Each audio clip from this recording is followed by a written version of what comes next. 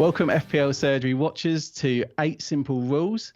8 Simple Rules was Dave's idea a couple of seasons ago after an awful season.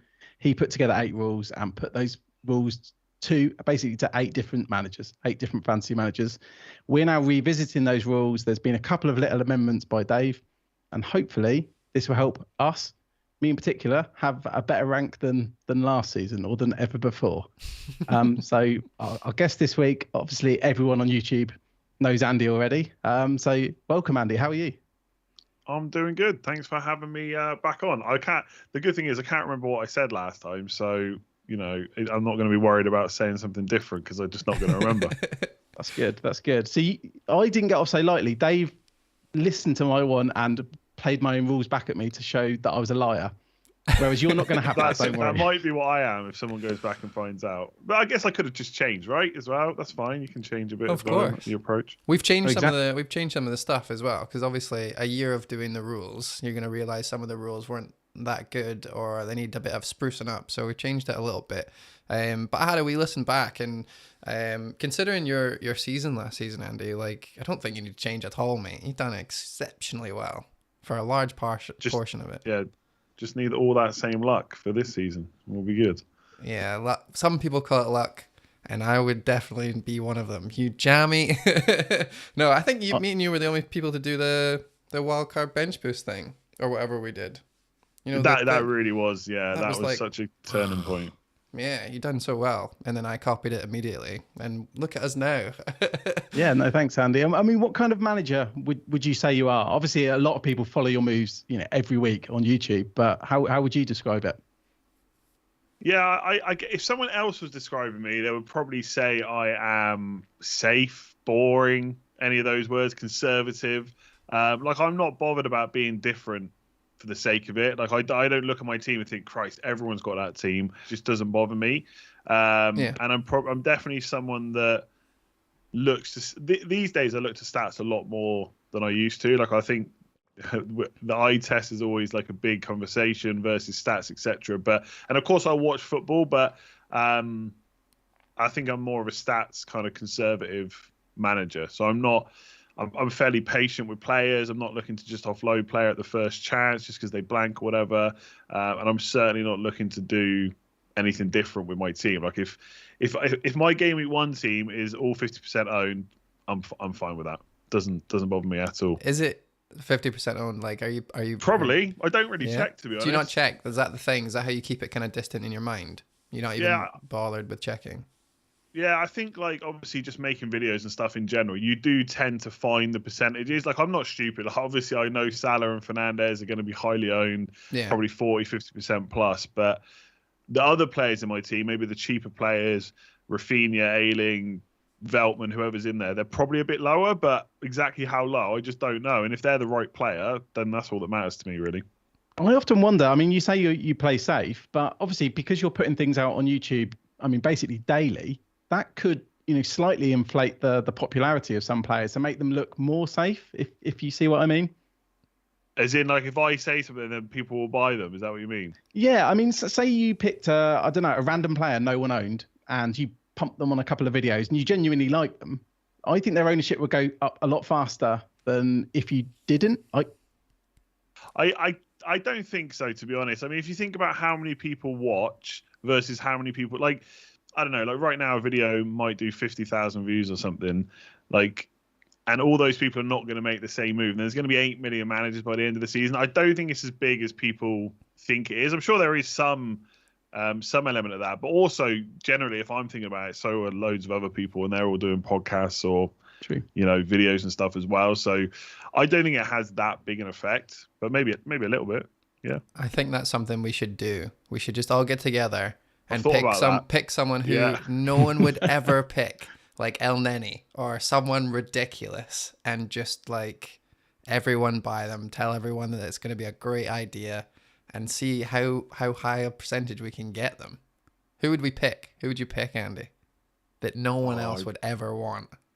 More pay, someone like that. Someone Yeah. you can. Mate, Someone with you a have little been bit. no, don't even say little more bit pay, of 'cause you've been credibility. thinking about him. I've seen the tweets. You've been thinking about it.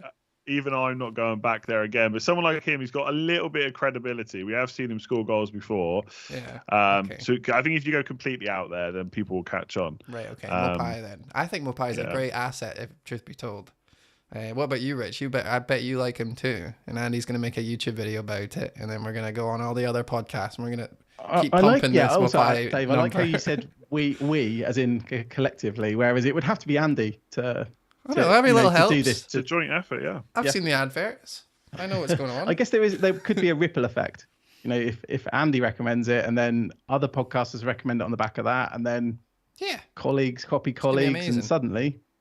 I mean, you see those kind of bandwagons happen all the time. Only takes one person to say it on Twitter, and suddenly, I don't know, it puts a little bit of a seed in someone's head. Do you know what? Actually, maybe they're right. Then they start talking about it. I mean, it happens quite a lot. But I still think, even on Twitter, sometimes you'll see a player that's classified as template, and then you go and check the actual game, and it's not that high. So I think, I think listenership, and viewership and stuff, and people reading articles is definitely increasing, obviously, every year. But I don't think it's at the point where you can start affecting the game. Not massively anyway. Not yet. To the point where it's a problem. But yeah, it could do. Not yet. So you said that you weren't very big on ownership, and you're a bit of a conservative manager. But you do a lot of differential strategies, I would say. Like, obviously I mentioned the blank game week where you did something very unconventional. Not very many people did it. When everyone was using free hit and you went for the wild card and that type of thing. And I've seen some mental players that you've put in your team as well that no one is really doing, and then they pay off. So you're clearly not against a cheeky little dink on someone, you know what I mean? So where would you stand with that? Yeah, I think the timing just has to be right. And I think, to be honest, a lot of things like last season just fell into place. Like that whole game week 18 wild card, game week 19 double, I think it was. I think 18 was the blank, wasn't it? And 19 was the double. Yeah. But obviously Man City, Man United played in both. I can't remember exactly, but they played in both. But also they had really good fixtures. And also De Bruyne was injured, so Gundogan was playing advance. And also Laporte was injured, so Stones was playing every week. So everything kind of fell into place. So like this season, for example, I see Man City versus Norwich in game week 2, and I think I would like someone, but the fixtures around it aren't fantastic. And also, are they going to keep playing after that? So I'm way more cautious than probably someone that classifies themselves as a maverick manager would be. There's a lot of people looking at Mahrez, for example, and I'll consider him, but it would take a lot for me to go with him. So I'm kind of looking for the opportunity rather than just doing it for the sake of it. It's like a couple of seasons ago, like Antonio, like we all know how good he is now, but back then he still took a bit of convincing for managers. I just saw his stats were great, good fixtures, brought him in. He scores 4 goals against Norwich. Obviously, there's a bit of luck involved with that. Yeah. He's just looking for those opportunities. Obviously, now Antonio's popular. Everyone knows he's good. If the fixtures are good, they're getting him in. So it's no longer really a differential. But yeah, I'm just looking for the move. If it's the right move, I'll do it. I'm just not looking to do it every week, just so I can say, hey, look at this player no one else owns. Because I think it's only fun if it pays off, and it just doesn't pay off as much as I wish it would. As much as everyone wishes it would. Yeah. Right, Rich. Shall we start on the rules then? We'll get this started. Yeah. So obviously that introduction does get us slightly into the first rule, which is how you start the season. So the first rule we've got is a template team to start the season, and just whether you agree with that or not. Yeah, I mean, I guess because the template players mostly, you'll always get that player which is a bit overhyped and becomes template, and they probably never should have, or people get tunnel vision. But realistically, people are picking these players for a good reason. Yeah. So if you think they're good too, just go for it. But I think I've ranted about this recently. I think the template's always used as a negative word. Always, like, you've got the template as if that's a bad thing, but it's not. Nope. And you just can't get away with it with some players. Like Salah's template, who cares, right? He's got Norwich on the first day of the season. Yeah, like, they shouldn't need more thought than that. I just think, I guess template, yes. I think you just start with who you think's the best, and if everyone else owns them as well, that wouldn't, like I said, wouldn't concern me really. But I wouldn't actively go and look for it. I'm not looking at, well, I've got this player and he's only 20% owned. There's a player in his position, same price as 30% owned. I should go for them instead. I wouldn't do that. Right. So really, you don't have any strategy in mind in regards of ownership, or going with 8 8 safe players, 3 differential players. You just literally pick the best combination of players that you can that will fit as many of the players that you want in your team as possible. Is that kind of how it goes down? Yeah, I guess. I mean, like a lot of people, I'll probably start with certain positions. So I've got Salah, Fernandez because that's my 2 captains for the first few weeks. And that obviously then straight away limits the budget. Like I'm not then going to be able to afford a Kane, a De Bruyne, or a Mane as well. Not very likely anyway. Yeah. But like Rafinha, for example, I mean, he's in as like I know we always talk about making transfers, booking in transfers like Watkins and Buendia. You just get rid of them after game week 3. But I don't want to be in a position where I want to get rid of all my players after 3 weeks because that just ain't going to happen. So like Rafinha's in just because I can kind of set and forget him. So I do think I am thinking of it, but most of it's just down to first 4 to 6 weeks fixtures, and not really concerning myself after that because so much. I mean, in any 4 to 6 week period, at any point in the season, stuff changes quickly, but especially at the start of the season, like that, it can just be manic after the first week. Suddenly, there's a bandwagon for a player that now you think looks good. How are you going to get him in? Do you have to take a hit and so all those transfers you booked in are just no good anymore. So, yeah, I guess I just start like everyone else, captains, and then fill in the gaps really with as good a player as I can get, I suppose. Fair play. Nice. Yeah, that seems to be a very popular answer. It's a good rule. It kind of works out.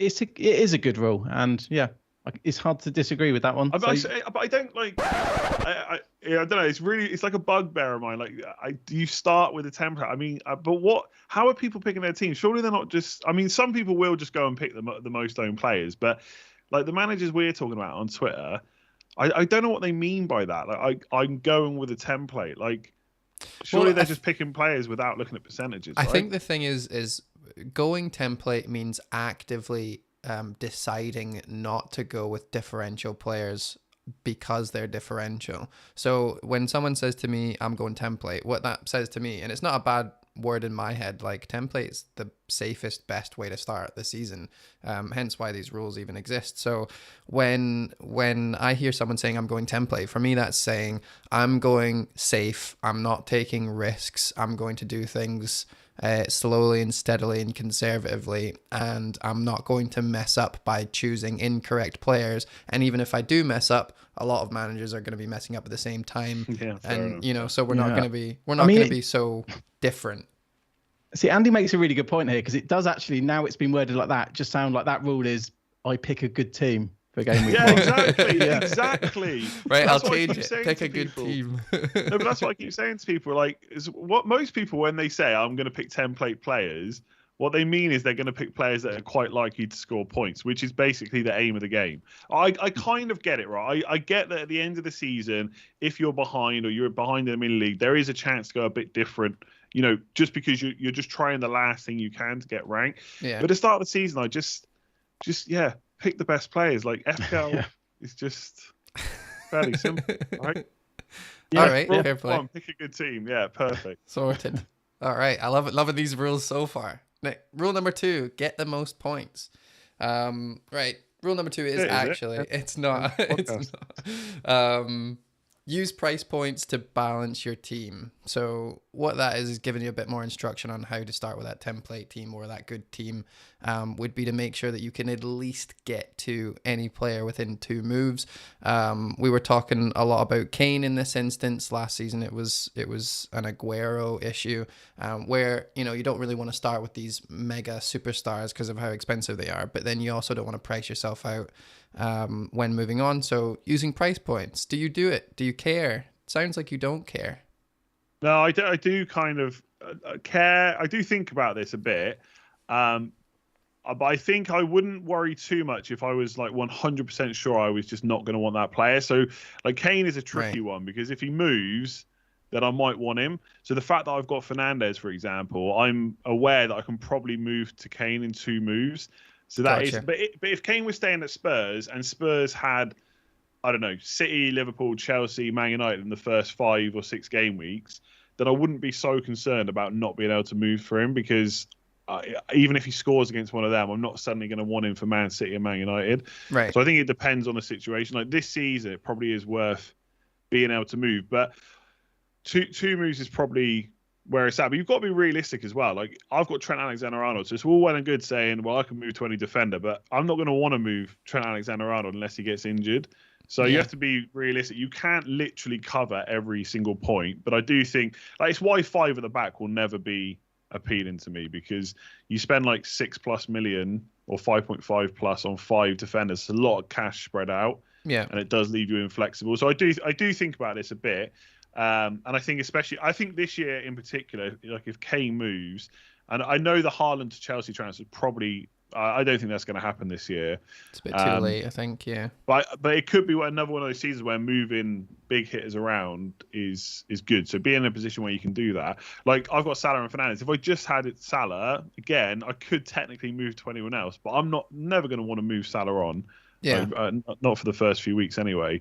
So I want to make sure I've got another player in there. So because even with the strikers, for example, I've thought about putting Sarr in as a 5th midfielder, but I have thought, well, what happens when you want to move him on, right? If Harrison's not an option, then how are you going to get the money to go up? And if you want to switch to a striker, realistically, right now, Tony is probably the cheapest striker I want to buy, and that's going to cost me another 0.5 million. So I do think about this, yeah, definitely.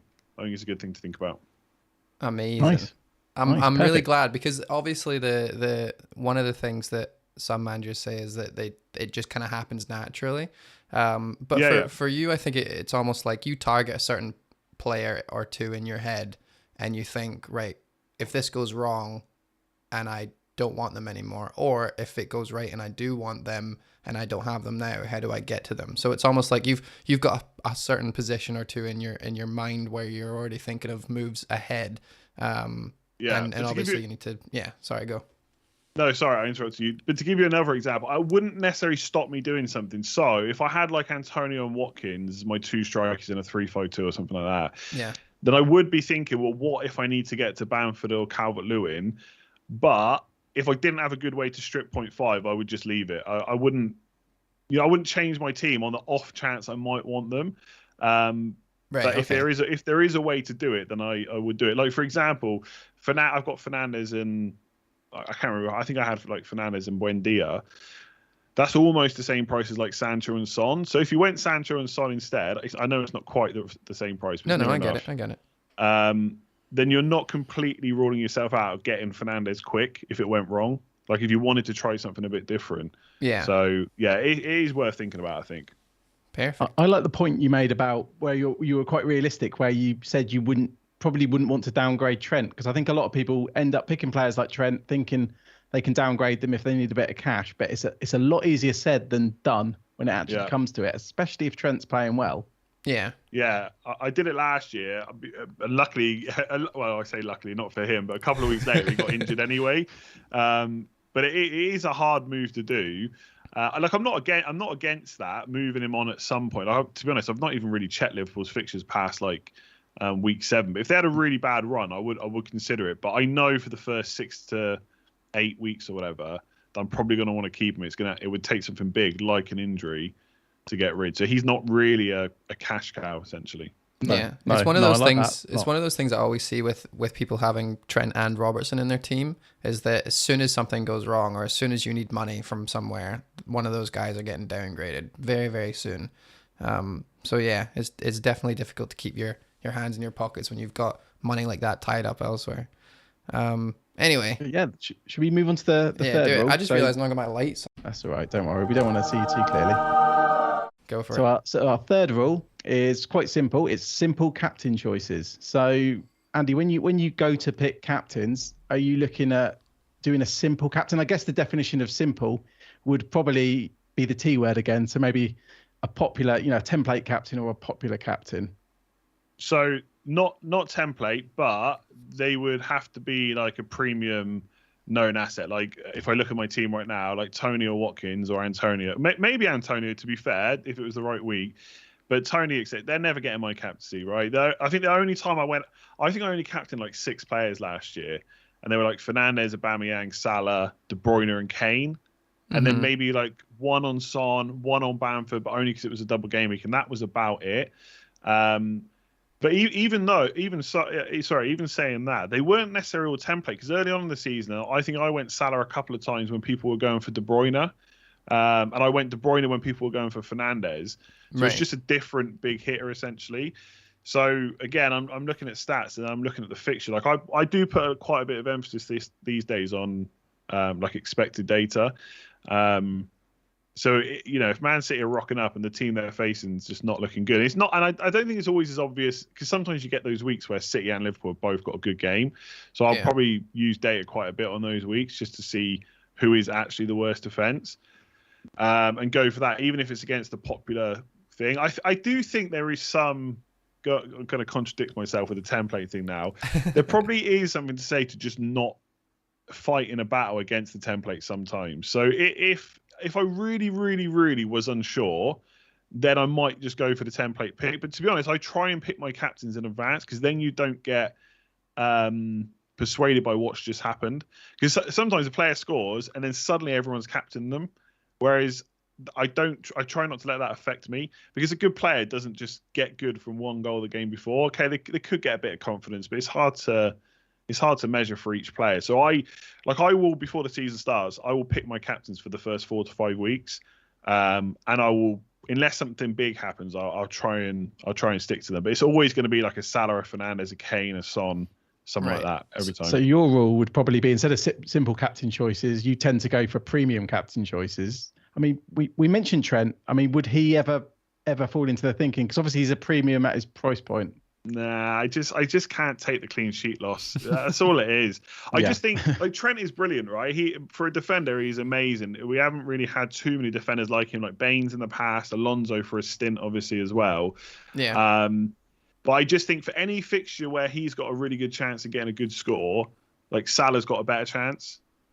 Basically, like, I know Trent got that 24-pointer like a couple of seasons ago, but realistically, he's not going to hit that very often. Neither Salah, to be fair. But I just think if Trent got 10 points, you'd probably be happy. Whereas with Salah against like those Norwich or Watford or whatever it might be, you're hoping for 15 plus. I just don't think Trent's necessarily got that as easily.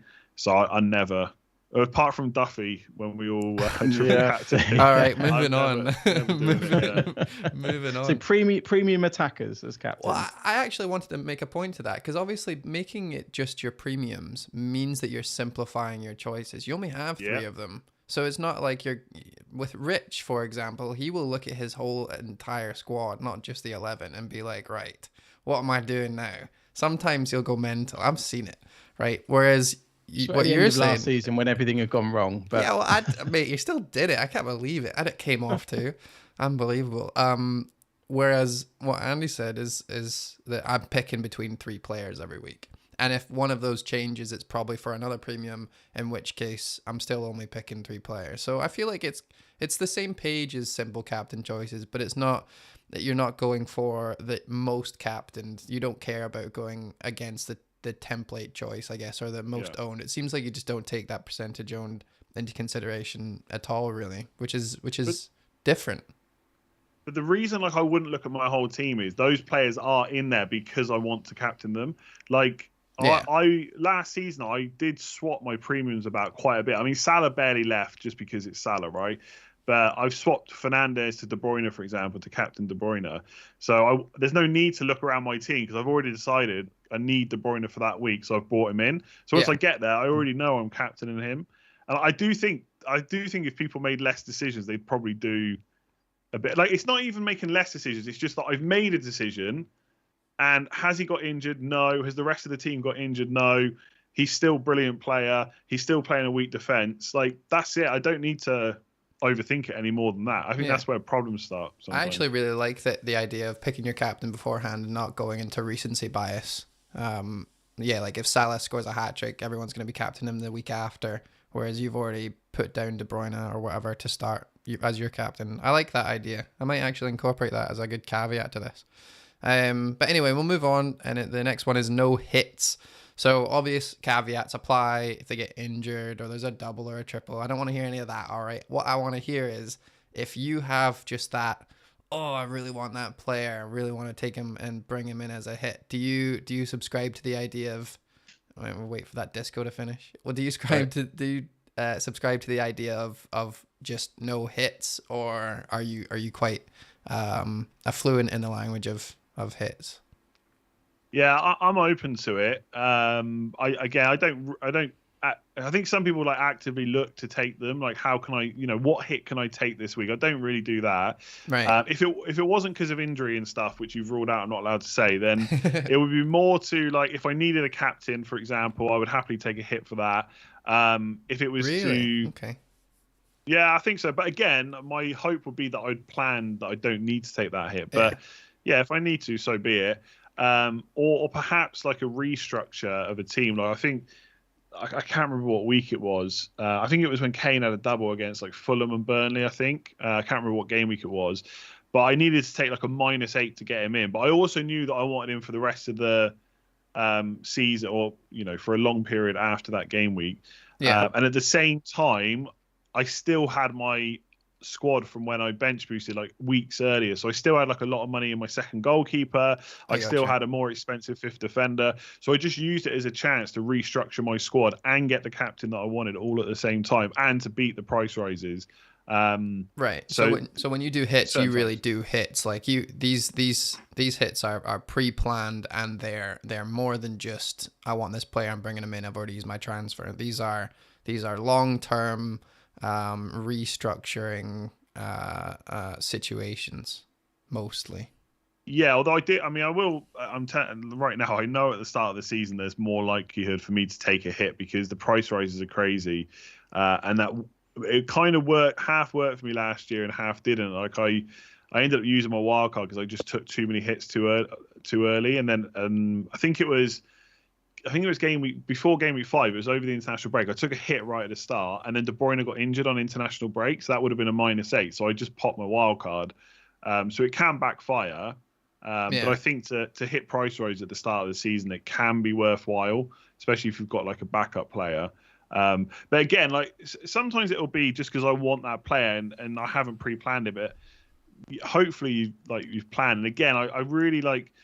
I don't know if we're going to get onto it later, but I really like try not to think about form too much. So right now, I know that I want Chelsea players around game week 7 because their fixtures are great. If they've not scored any goals or kept any clean sheets, or it might ring a bell in my head, say, well, no clean sheets and no goals over 6 games. But you know what I mean? Like if a player hasn't performed, it's probably not going to worry me too much because their fixtures have been difficult. So so fixtures breed form in your head. You're not too worried about it. You're still going to plan for them. Yeah. And if a try not to take hits. So if a hit needs to be in that plan to make the plan successful, then you're absolutely going to do it. But otherwise, it's kind of a minimal hits for you. Yeah. I like that. And I think Dave made that question a lot harsher, because you add in those caveats like no hits for injuries, double game weeks. Obviously, they're going to be the main times people do hits as well. You can do that. What I'm saying is I don't want to hear that as of course I'm going to do hits if someone comes and they get injured. Like, of course, mate. Like fine. But let's not talk about, let's get into the nitty gritty. Like, fair enough. So our next rule number 5, is minimal core team transfers. So this is where I guess you were talking about it earlier. You have your premiums, the players you captain and you stick with them. But I mean, would this be a rule that you follow for a large portion of the team, or? Yeah, I mean, core team. I think a lot of the time people think big hitters when they hear that, and I definitely, I tried to change that up last year where I mixed them around a bit to get the right ones in. Yeah. There's certain positions that I will do my best, like goalkeeper, for example. I never want to use a transfer on that. And what I try and do doesn't always happen, but is rather than look for a reason to get a player in, I want a reason to take a player out. So, like, for example, like Morpay, right? We can all laugh about how bad he was, and people kept telling me to transfer him out. But at the time, I didn't see a better player, really. Like, I would just be forcing him out of my team just because he'd been doing badly. Yeah. And he was still chipping away with the odd, 1 or 2 pointer here or there. And if no one else is available, then there's no point in just making that transfer for the sake of it. So I guess I do keep my core players until there's a reason to get rid of them. Obviously, sometimes someone will just have a better set of fixtures, but if that's not the case, then I don't want to actively look to kind of ship players off. So there's if I'm looking at my team right now, obviously, again, Liverpool boys and stuff, you'd expect them to stay for a while, but no one's off limits to sell. But I don't really say that player has to stay, that player has to stay. Like anyone can be sold. It just needs to be under the the right circumstances, basically. And more that. Go on. Oh, sorry. I was just going to say, you must have to abide by this rule more than most people, because I've been on your stream and sometimes people just pick up on a player and just say, get rid of this player. Or I remember you had a lot at the end of last season, get Lingard, get Lingard, get Lingard. Yeah. Things like that. It must be really hard if you see that thing hundreds of times a day, all day. Rich, when you're streaming, you can just turn the chat off and you don't have to look at it. You can just I watch it. I look at the chat all the time. Yeah, you to a certain extent, you kind of just have to ignore it, because like I put a team out this morning that had Mahrez in, right? I've been playing long enough, and I'm not saying I know it all, but I know that Mahrez and any Man City player is a risk, right? I know that they're not guaranteed to play. I know that, so I don't need to look through the replies and see everyone telling me that Mahrez is a risk. If I want him, then I'll weigh up those risks in my head and just decide. Yeah. But yeah, it definitely. What I find is when you put your team out there, is people always look at the most negative thing. So you could have the perfect team, and to get that team, you've had to make one slight, reduction in price of a certain player, like that 11th player, and that'll be the player that everyone's worried about. They're not worried that you've managed to get Salah, Son, Fernandes, Sancho in the same team. They're just worried about that one player. So, yeah, you definitely have to try and ignore or take with a pinch of salt what people say about your team, I think. It's a weird human trait to want to try and find the hole in things. And it's not just for FPL. Like, that's why whole YouTube channels are famous, like for, oh, look at this inconsistency, or what they didn't think about that. And so too, like eventually people are just tweeting out their team and saying, yes, I know I've got this and this and this in here, but that's for this and this and this. Now, what do you think? Just to get the ball rolling on the actual topic you want to discuss, you know what I mean? Yeah, I mean, Late Riser said it to me once on a video I did with him. He said, no one has thought about your team as much as you've thought about it. So you don't really want to put your team and say, what do you think? Because most people are just going to try and put it back to their team. You want to ask like specific questions. So if I show my team and someone says, sell that player, sell that player, sell that player, and there's not really a good option to buy, then I don't need to sell that player. They might not be doing very well, but neither are the other options. So, yeah, I don't keep those players just for the sake of it. Yeah. Nice. Okay, perfect. So, Dave, do you want to do rule 6? Rule number 6 is plan your wildcard timing. So you spoke a little bit about this before, where you absolutely didn't plan your wildcard, and the reason why you did it is because you didn't want to take too many hits last season around game week 4. Why I've put this rule in is to specifically stop that kind of thing, and to have that in place, at least a couple of different places in the season in your mind. Maybe game week 3, maybe game week 7. Here's what they would look like, and then keep those drafts handy just in case it comes to it. But do you at least do that, or are you happy to just throw your wild card in whenever? Yeah, I kind of do it whenever, to be honest. Like when people plan it... That's mental, by the way. That's I know. mental. When people plan it absolutely makes sense in my head that they're planning it. I get it, right? People are looking at Game Week 7 wildcard, therefore they only have to think about the first 6 weeks. But to be honest, I'm also only thinking about the first 6 weeks when I make my team. And if I need to wildcard in Game Week 7, or if I need to wildcard earlier, then I'll do it. But I don't pre-plan it, really. Maybe I should. Maybe that would be better. But I just think it's there like for an emergency as well. But like game week 7, for example, everyone's thinking about that because I think Chelsea's fixtures turn there's a few fixture swings. Yeah, and Man United's fixtures turn for bad. So it makes sense. But if I get to game week 7 and the Chelsea player I wanted for Bruno Fernandes is injured, and I'm not going to make too many other changes, then I just won't use my wild card. So it's weird. I don't do it, but when someone tells me they're doing it, it makes sense. I get it. I get why people plan, right? Because you narrow down the amount of things you have to think about for the first 6 weeks. But so is this the type I of couldn't thing? tell you right now when I'm doing it. Is this the type of thing where you would tell people to do as I say, not as I do, in that respect? Like it sounds like you're almost playing the game without the wild card in mind, and you'll plan for as far along as possible as you want to until it comes to, oh, you know what, I've ran out of whatever, I need this player in, this player out, and I've done too many, I'm just going to wild card, and it kind of gets you out of jail free, and then you move along in your merry way. Would you tell most managers to do the opposite and have a plan? Because obviously we're not all going to be maestros at being able to plan like you. Do you know what I mean? I don't know if I would. I really don't know. If I don't do it, I don't think I would say to do it. Like, there's certain players sometimes that I bring in, I say don't do that, or I'm just doing it because Man United or whatever. Yeah. But when it comes to wildcard, I think you just end up playing a bit differently when you've got the wild card. Like, you can maybe be a bit more aggressive at times. Yeah. If you're locked in now to a game week 7 wild card, and there's something that happens in game week 4 or 5, I don't know what it might be. You might not do it because you know 100% your wild card in. Whereas I feel like it's a bit more freedom to not know when you're going to use it. I mean, I don't know how much it really harms someone to not know that. I get it. It's like if you told me right now my time and place of death, then that's going to ruin my life.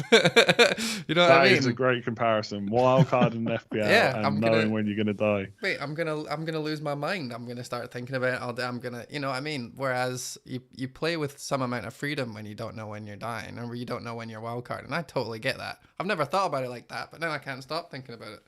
I don't think anyone's ever thought about it like that. Yeah, I've not thought about it quite like that. Yeah, I just think in FPL generally, okay, there's always going to be certain positions that you might not want to spend transfer on. Maybe it's cheap defenders, so you might look a little bit longer than 6 weeks, right? Maybe try and get a good rotation going or whatever it might be. Yeah. But ultimately, I think you're always just looking in small chunks anyway. So I'll be looking for the first 6 weeks. If I need a wild card, great. If I don't, great. I'll worry about it later on.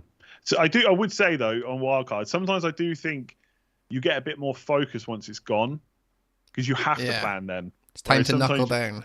Yeah, there's more pressure on every decision, I guess. Yeah. Exactly. Right. Nice.